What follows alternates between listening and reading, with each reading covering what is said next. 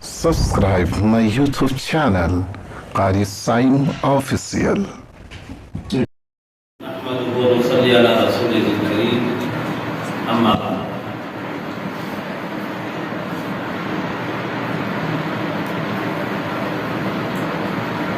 मुझे एक छोटी सी बात याद आ रही है। रसूल करीम सल्लल्लाहु अलैहि वसल्लम ने एक मौके से फरमाया था, ऐ अल्लाह मुझे इल्म नाफी अता फरमा और उस इल्म से तेरी पनाह चाहता हूँ जो इल्म नफा। मैं समझता हूँ ये इल्म नाफे का सेंटर बनाया जा रहा है और जिन उलूम की जरूरत इंसान को पड़ती है वो इल्म नाफे में उसका इस्तेमाल होता है। बस 2 मिनट में अपनी बात खत्म करूंगा। जहां तक मेरा इल्म है कि मैथमेटिक्स पर जाने बगैर कुरान को मुकम्मल नहीं समझा जा सकता।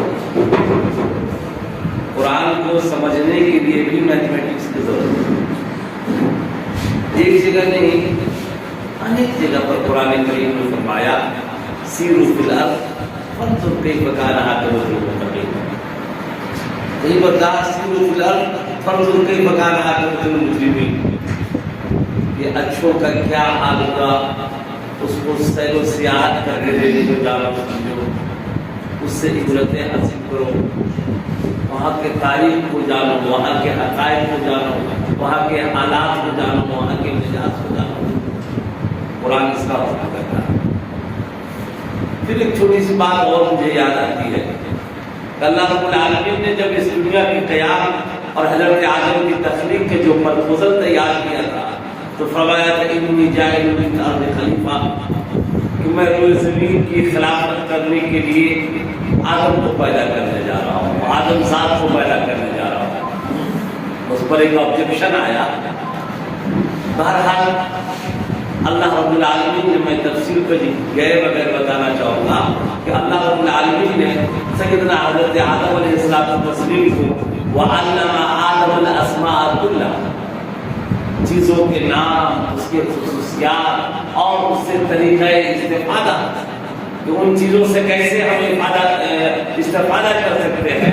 तो किसी चीज़ के नाम को जानना, उसके खुसूसियात को जानना और उससे कैसे फ़ायदा उठाया जा सकता है इसको जानना, इसी को साइंस टेक्नोलॉजी कहा जाता है। इसी को साइंस टेक्नोलॉजी कहा जाता है। अल्लाह रब्बुल आलमीन ने हज़रत आदम अलैहिस्सलाम को इबादत नहीं सिखलाए, तस्बीहात नहीं सिखलाए, बल्कि क्या सिखलाया?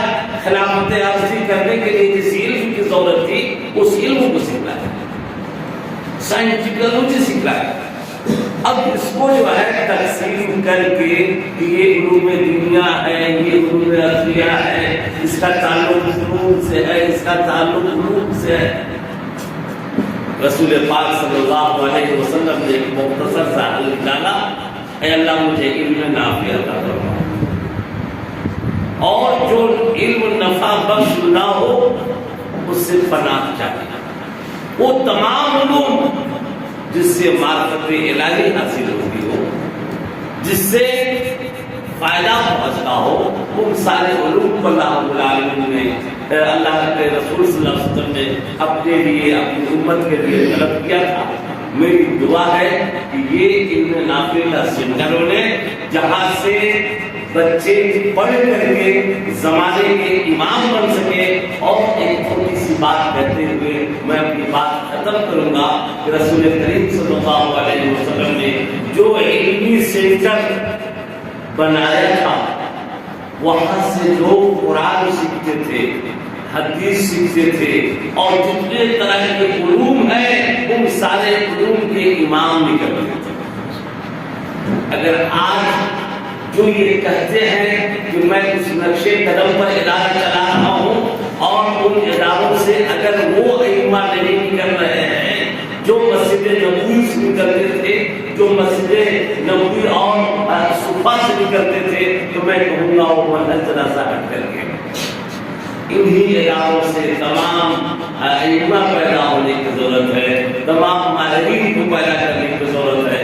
اور بس بات کو ختم کرتے ہوئے یہ کہوں کہ مجھے مولانا الیاس صاحب سے بڑی امید ہے کہ اس کو علم نافع کا سینٹر بنائیں گے، اور علم نافع اور جو صحیح رہنمائی کر سکے، جو ان کی معیشت کو بہتر کر سکے، جو اس کی ایمان و عقیدہ کو بہتر کر سکے، جو ان کی زندگی گزارنے کا طریقہ بتا سکے، اور جس سے اس کے آخرت کو سرخروئی حاصل ہو سکے، اس سارے علوم کے ہم انتظام کریں اور قوم کو آگے لانے کے لیے پوری کوشش کریں۔ اگر صرف ان کو آپ دو زبان میں پھنسا کر رکھیں گے تو وہ پیچھے رہ جائیں گے، وہ آگے نہیں جا سکیں گے۔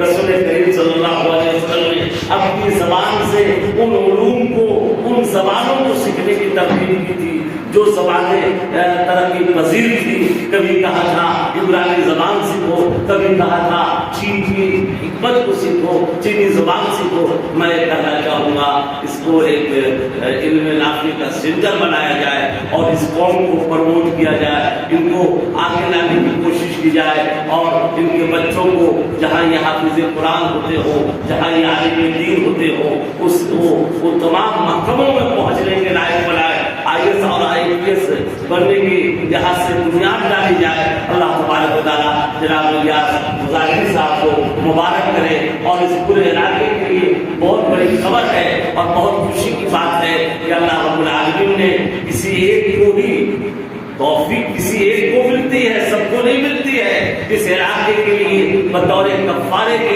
الیاس صاحب کو اللہ رب العالمین نے توفیق دی۔ آپ سب لوگ دعا کیجیے اللہ رب العالمین طاقت بھی عطا فرمائے اور اس پورے علاقے کے لوگوں کو اس سے فیض اٹھانے کی توفیق عطا فرمائے۔ اللہ رب العالمین سے دعا ہے اس ادارے کو دن دگنی رات چوگنی ترقیات سے ہمکنار فرمائے، اور اس ادارے کو اور اس ادارے کے ذمہ داروں کو نظر بد سے حفاظت فرمائے۔ اللہ تبارک و تعالیٰ حاسدین کی حسد سے حفاظت فرمائے اور ترقی کی راہ پر گامزن فرمائے، اور اس سے جو ہے پورے علاقے کو فیض اٹھانے کی توفیق عطا فرمائے۔ انہی باتوں کے ساتھ وما علینا الا البلاغ۔